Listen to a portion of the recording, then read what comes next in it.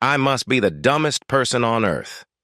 My wife was in the hospital and had just given birth to a brown-eyed, red-haired boy. Sirens were howling in my head. The baby had very fair skin and such cute little dimples. Yes, it turns out there are stories that can be told. My wife told hers, and now it's time to find out the truth. Hi, I'm Jeff Patterson, and my wife is the one and only Jen. I never thought my wife would cheat on me. I love her with all my little heart. Before we got together, Jen had been married to Hugh for 8 years, and they had one son, Hugh Jr. Hugh Sr. was never a problem for me because he absolutely didn't care what was going on with Jen. I know this because Hugh is one of my lodge brothers. Hugh said from the beginning that he thought she was a whore. Hugh said, "Jeff, you can't turn a whore into a wife." I was furious, and of course wanted to take him outside. When Hugh got outside, he raised his hand to say stop, and then asked me why we were fighting. I replied, "Hugh, I can't let you call my wife a whore. I know she is your ex, but I am her husband now." Hugh stood there looking at me. He said, "You're right, Jeff. I'm sorry, but as a brother of this lodge, when the time comes, you will need my help. Don't be afraid to ask for it." Hugh shook my hand and went back into the house. It would be quite some time before he called Jen a whore again. From that moment on, I felt Hugh had become my friend. He never had anything against me and even supported a few of my motions. So I had no problem with him. Jen, on the other hand, hated Hugh passionately. At lodge events, she went out of her way to compete with him and his wife, Sammy. One day, Sammy was talking to several of the lodge members' wives when Jen came up to them and asked, "How's that scumbag doing?" Sammy smiled and replied, "Very well. He just brought me a Range Rover. It's a few years old now, but it's good for the family." Jen said, "I don't see him for something. He's probably at the bar." Sammy replied, "No, he's outside talking to the lodge president about building a clubhouse for the kids." With those words, Jen left and walked over to me and said, "We need a new car, a new Range Rover, and it needs to be fully loaded." I shook my head. Hugh had just told us how he traded in his truck to give his wife a Range Rover. He said Sammy needed it for the kids and work.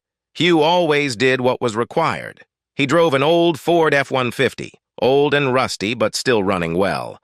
I said, "Jen, money doesn't grow on trees, but once you get back to work, you're going to have to help pay for it." You see, Jen didn't work while she was married to Hugh. After the divorce, she had found a job, but now she was sitting unemployed again. After grumbling a bit, Jen went off to talk to the other wives. I sat down and talked to a few of the brothers in the lodge. We talked for about an hour, and then I started looking around for Jen. I spotted her about 10 minutes later. She was dancing with a lodge brother, and I walked out to join her. Jen said, "Hi, honey. How are you doing?" I replied, "Nothing. I just want to dance with my sexy wife." I cut in, and the lodge brother left. I asked, "Jen, do you like it?" She replied, "Yes, but it would be even better if you took me home and put me to bed." I didn't have to be asked twice. She grabbed her purse and we headed for the door. I waved goodbye to my bed brothers. As soon as we got in the car, Jen was on top of me. Then she screamed, "Drive, motherfucker!" It was so good I almost hit a nun. It's a good thing I didn't, because while the sex was good, it wasn't good for going to hell. As soon as we entered the house, she bent over the kitchen table. Then she looked at me and smiled. The next morning, I was at the Range Rover site.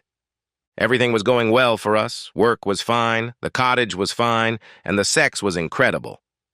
Then Jen laid a bombshell on me. "Jeff," Jen said, "I'm 3 weeks pregnant." The first thing that came to my mind was, 45 years old and pregnant. By the time this baby comes out of the house, I'll be on welfare. Oh my gosh, that was the bomb. I have 2 kids, and Jen had Hugh Jr. Hugh Jr. is now 25 and has a child of his own. Sandy, my daughter, is a senior at LSU, and my son Jacob is a junior at Ole Miss. "Jen, are you sure?" I asked. Yes, I'm sure. I just got back from the doctor's office. Are we having a boy or a girl? I asked. That's what we need to talk about. Do you really want to have another baby? Jen said. I asked her, what do you want? She replied, we need to think about it. Needless to say, it was a long night. The next morning, as Jen was leaving, I asked, what do you have planned for today? Jen looked up and replied, I don't know what's going on at the lodge. After I do my hair, I'll give you a call. Okay, sexy. I love you and I'll talk to you later, baby, I said. Then she was out the door in a flash. About 20 minutes later, the phone rang. Hello, I answered it. Good morning. Is Mrs. Patterson at home? The caller politely inquired. I replied, no, but it's her husband. What can I do for you? Sir, your wife left her credit card here at the front desk. We have informed her so she can pick it up. At the front desk? What the hell is the front desk? I asked. What hotel are you staying at? I can come by and pick it up myself and save her the trip. We're at the Hyatt Regency East. You have a very nice hotel, I said to the man. Thank you, sir. Your card will be waiting for you at the front desk. Why do you think my wife had to be at the Hyatt? I called Visa and asked for an itemized statement. They asked me, what card number? I didn't have her card number, so I replied, both. The girl on the phone asked me to wait while she went over to a supervisor. The supervisor said, Mr. Patterson, one of the cards is her personal card. We can't send you that invoice. I asked, how is this bill paid? The supervisor explained that payments are split between the two cards on a 60%, 40% basis, and both are paid on the same bill. I told him, I'm the person paying the bill, so either send me statements or don't get paid. The supervisor said they would check and look at it and get back to me. About 15 minutes later, I received an itemized statement via email. It was worse than I thought. Jen had been going to the hotel twice a week for the past 6 months. I couldn't think of a single reason why Jen needed to use the hotel, so now I was going to do something I had in no way expected. Hey, Hugh, I need your help. Hugh said, Jeff, come to the lodge and bring the suitcase. Bring the suitcase? I don't want to drop it, I just need help, I said. He repeated, bring the suitcase. I grabbed one of the travel bags from the closet and went to the lodge. Once there, I looked around the empty house. Hugh opened the door and said, come in. Once inside, we walked to the security office, an inner room with about 15 monitors. Cameras were everywhere. Hugh cleared his throat and said, Jeff, after you see this, I don't know if you can stay married. Think about what you want before you watch this. I said, Hugh, she's pregnant, and I have to know, or I won't be able to move on with my life. He said he understood, the tape was already loaded, and he pressed play. The first thing I saw was Jen on her knees having fun with the waiter. She'd been at it for at least an hour. Then she started to clean herself up. She reached into her purse and pulled out some kind of bottle to rinse herself off. No wonder she always carried a big purse with her. It was the kit of a traveling whore. Hugh said, I didn't just tell you to take the suitcase, Jeff. I'm giving it all to you. It's your marriage, so you decide for yourself. If you want to work it out, then work it out. And if you want to divorce her, then use what I'm giving you. There were probably 30 tapes and 20 discs. Hugh shook his head. She was a very busy girl. The video showed 4 brothers from the lodge and almost the entire staff having sex with Jen. The staff will be fired, Hugh continued, but the brothers will have to face the board of trustees. Jeff, think long and hard, but do what's right for you, Hugh said. Long and hard. 20 minutes later, I was in my attorney's office. He took everything I had and started the process. Then he said I would have to give up some of my assets, but not half of them. The house, for example, was mine before the marriage, so it's not jointly owned. She can keep her cell phone whore, but I just don't want to pay spousal support. My lawyer said she will get a summons next week. I asked him if he could deliver the papers to the Hyatt next Wednesday. I spent the rest of the week fishing. I told Jen it was a lodge matter. Wednesday came pretty quickly. While Jen was doing her little affair, a few of my brother's wives and I were packing up Jen's stuff at the lodge. My cell phone rang, and the caller ID showed it was Jen. "Hi," I said. "Jeff, what's this divorce shit?" "Jen, where did you get the papers delivered?" She didn't answer my question, but went on the offensive.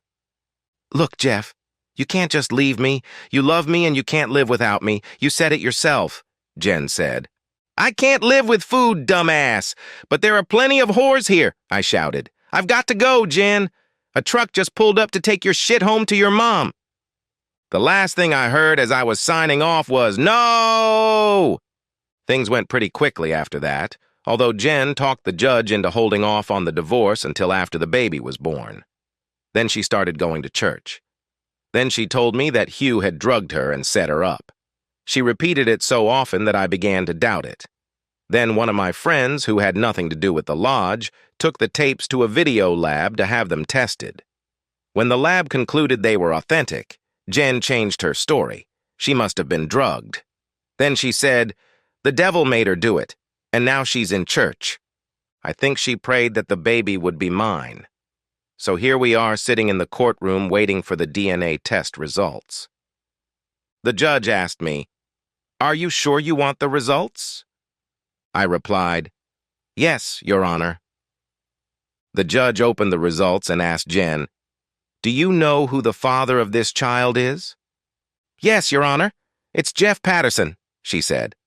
He looked at Jen and shook his head. "The game is over, Mrs. Patterson. Your husband is not the father of this child." The judge gave me 85-15% for property division because we had only been married 3 years. I had to pay her $75 a week for 2 years, and she got $11,000 of my savings, but no share of my retirement account. I had to pay attorney fees, but that was okay, at least it was over. I was lucky. It's been 2 years, and today I have to make my last spousal maintenance payment. Tonight we're having a last payment to the whore party at the lodge. Every single one of my lodge brothers was there. All of them were in attendance. Hugh grabbed me and took me to the back room. "Jeff, I want you to meet the lodge board of directors." The head of the board stood with his back to me as I entered the room. When he turned around, I almost spit out my drink. "Your Honor, what are you doing here?" I asked. "I'm the chairman of the board," he said with a wide grin on his face. What the fuck? Both Jen's lawyers, my lawyers, and even my boss were on the board. Hugh said, "Jeff, I told you once that you shouldn't be afraid to ask me for help. You weren't afraid, and now it's your time. I've been elected to the board of directors, and the day will come when it's my turn to help a fool in love. Oh, and I made my last payment to Jen in small coins. Who would have thought the tellers at the damn bank would get mad that I would ask for $75 in pennies during closing time? I know you think I'm a jerk. I just love it so much when a crook gets burned. It may be overkill, but so is the justice system."